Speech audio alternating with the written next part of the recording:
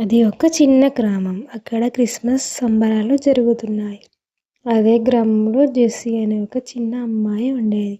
తనకి క్రిస్మస్ అంటే చాలా ఇష్టం. కానీ ఈ క్రిస్మస్ రోజు వాళ్ళ ఇంట్లో ఎలాంటి సంబరాలు జరగలేదు. ఎందుకంటే ఈ సంవత్సరం మొత్తం వాళ్ళ నాన్నకి పని లేదు. అందువల్ల వాళ్ళ కుటుంబంలో బాధగా ఉన్నారు.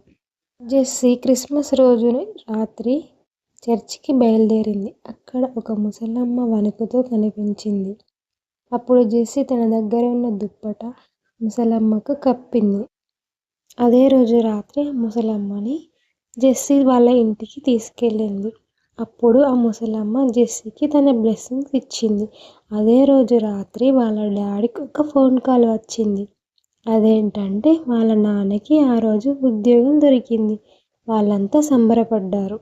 జెస్సీకి ఆ రోజే అర్థమైంది క్రిస్మస్ అంటే బహుమతులే కాదు, ప్రేమను కూడా పంచుకోవడమే అని. అందరికీ మెర్రీ క్రిస్మస్. సబ్స్క్రైబ్ చేసుకోండి, లైక్ చేయండి. Bye bye.